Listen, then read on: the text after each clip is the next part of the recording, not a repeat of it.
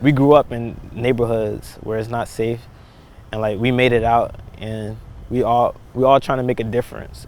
My mother passed away when I was 10 years old. I haven't seen my father since I was 11. I haven't spoken to him since I was 13, and still don't want to. I have 5 brothers, 2 sisters. I'm first generation to go to college. I'm from Newark, New Jersey. I moved a lot. My grandmother, Doris Poole, she's like my rock. She keeps me level, keeps me humble. I'm a marketing major. I'm a senior now. I'm graduating next year in May.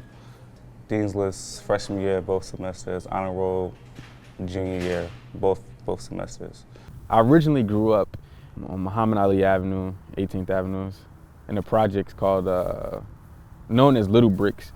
I'm actually the first one in my immediate family to graduate, except for like my great uncle.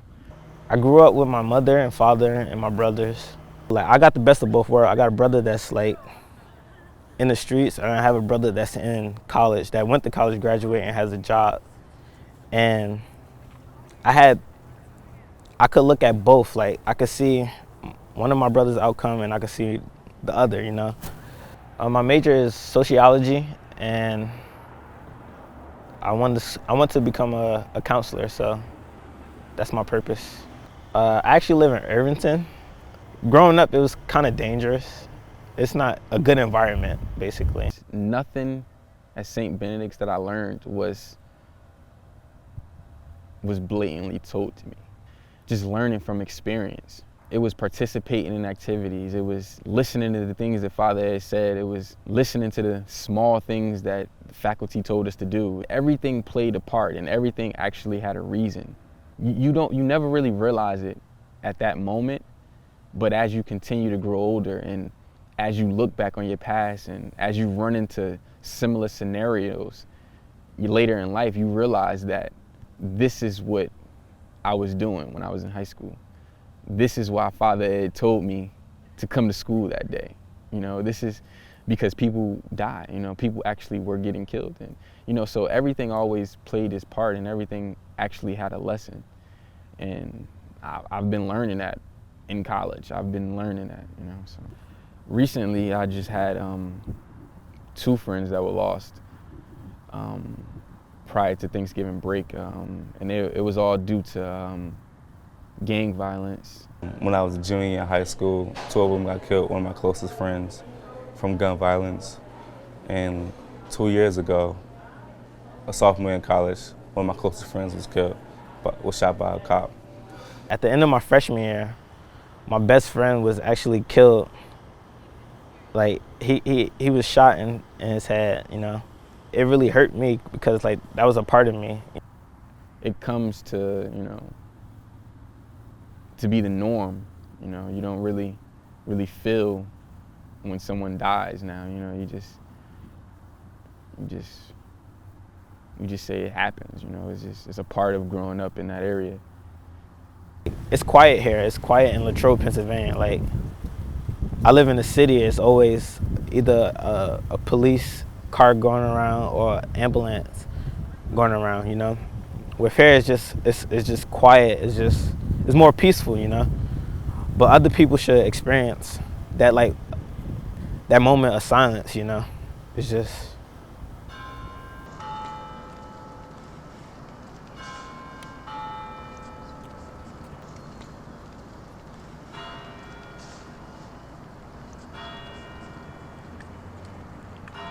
In high school, I was a hothead.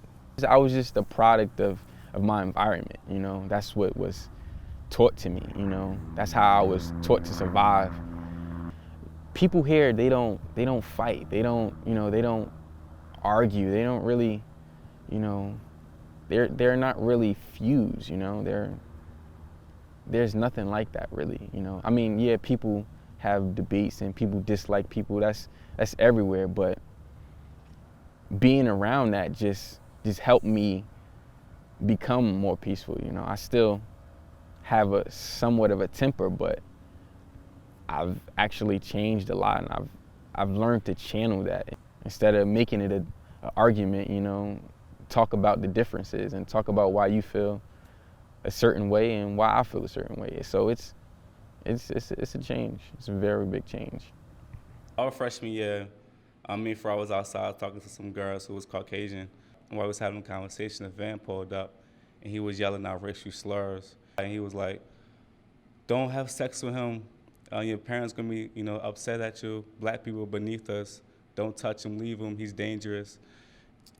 It was like the most blasphemous thing I've ever heard in my life. It was like so disrespectful.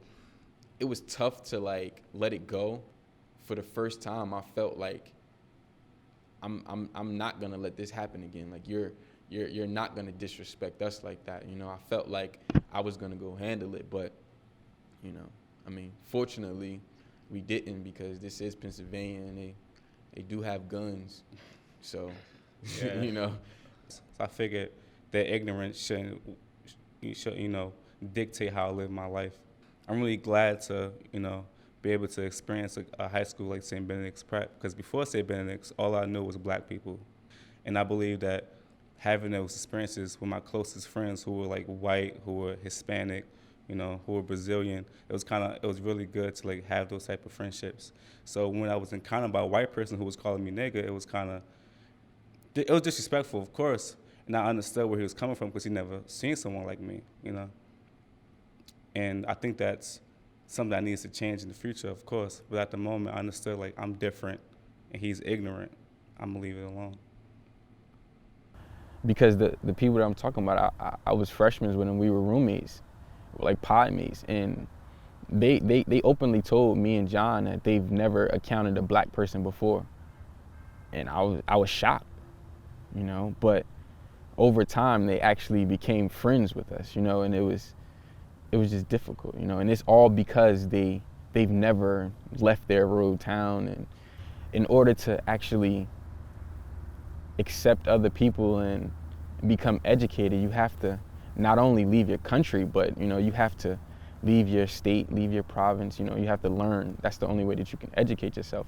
And the problem comes where people are so closed-minded that they don't really take the time to learn about other people and other societies other than their own. My sophomore year, I was thinking about transferring. I was thinking about giving up, basically.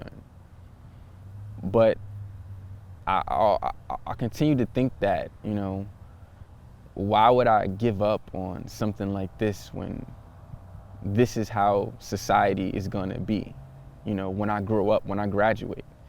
Society isn't always gonna be perfect. It's not gonna be what we imagine it to be. It's not gonna be how it's supposed to be. It's not gonna be, everything isn't gonna be correct. And I just said to myself that I have to learn to deal with people, because that's how life will treat you. And I actually learned that at St. Benedict's too, so. Before I went to St. Benedict's Prep, I was a part of a different crew, one who ran the streets. That was all I knew before I went to Benedict's.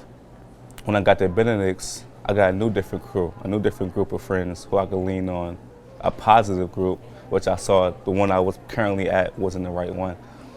Like Benedict's taught me a lot, and it taught me like a brotherhood. Like I have brothers that I could talk to, Like Farad, he's my roommate, and sometimes we have conflicts, sometimes we have I could just lean on him, he could lean on me, like if he ever needs me, When we viewed our own friends who was going down the wrong path, we were able to see exactly what our parents or our older siblings or our faculty at school was talking about.